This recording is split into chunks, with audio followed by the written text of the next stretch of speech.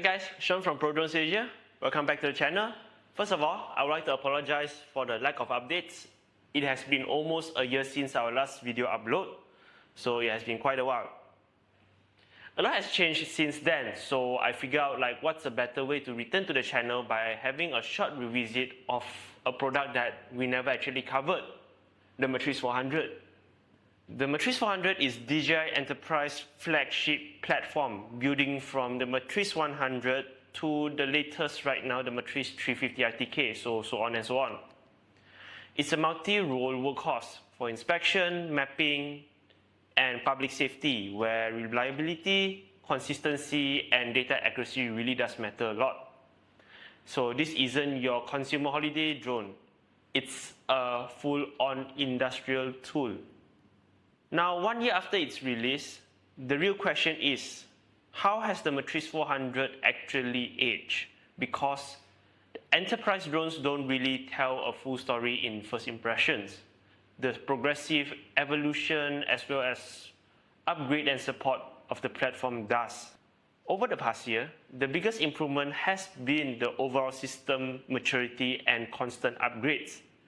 Thermal stability is noticeably better, flight performance is more consistent, missions feel more reliable, as well as having more settings that can be personalized. And the systems handle longer flight operations with far less issues.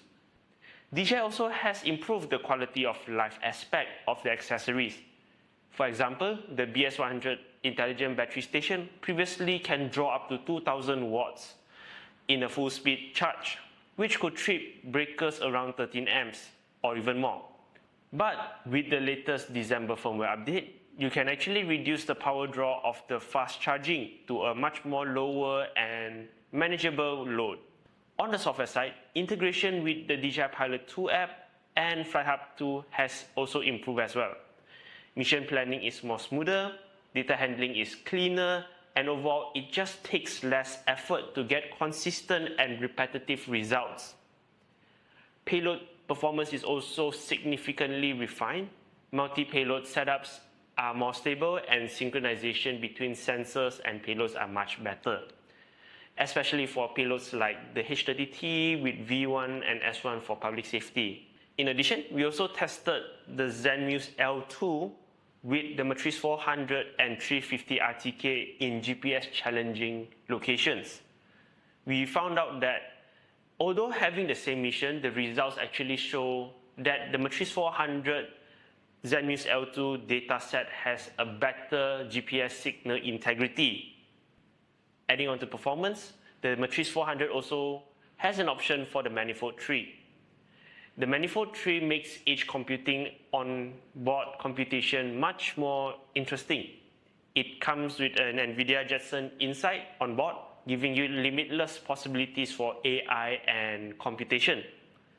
But the biggest difference is real-world reliability. After a year of deployment, the M400 is no longer just a spec sheet itself. It's a proven platform. Operators understand it better, workflows are more refined, and the ecosystem has stabilized with more in-house and third-party upgrades coming very soon. So if you are hesitant at launch, that really makes sense. But today, it has proven itself to be a much more complete and dependable system.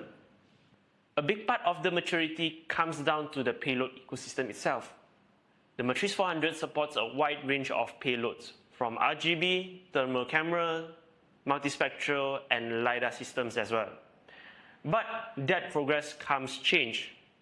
With the Matrice 400, there's a lack of an option of an upward-facing gimbal, which is of concern if your workflow needs you to actually inspect underneath structures. Some older payloads from the previous Matrice platforms are no longer fully supported or they have been fully phased out. If you are handling existing third-party payloads, so do check with your distributors to confirm if they are pushing out new firmware to actually make it compatible with the Matrice 400. And that's really DJI moving forward, focusing on much more newer and much more capable systems rather than actually maintaining a full backwards compatibility. So if you're upgrading from an older setup, this is something that you would definitely need to consider. And that really brings us to the most important payload that DJI have released up to now, the Zenmuse L3 LiDAR system. This is a big step forward. It delivers higher point cloud density with better vegetation penetration and faster data collection as well, basically improving both in efficiency as well as output quality. But here's the reality. The L3 isn't built for everyone. It's very powerful, but it's also a very serious investment to make. And unless your workflow actually needs LiDAR at that quality and level, it can easily be an overkill. And that's exactly what we will be covering in the next and upcoming video. We'll break down whether the Zenmuse L3 is really worth it for you, and most importantly, whether you should buy it based on your use case. So you're in mapping, surveying, or inspection, you would like to actually stay tuned in our next video. So that's all for the video. We just have a very quick revisit of the Matrice 400. And it honestly feels great to be back. If you have actually used the Matrice 400 or if you're thinking of actually getting one, let me know about your thoughts down below in the comment section. And as always, do like and subscribe, and we will see you guys in the next video. Thank you and fly safe.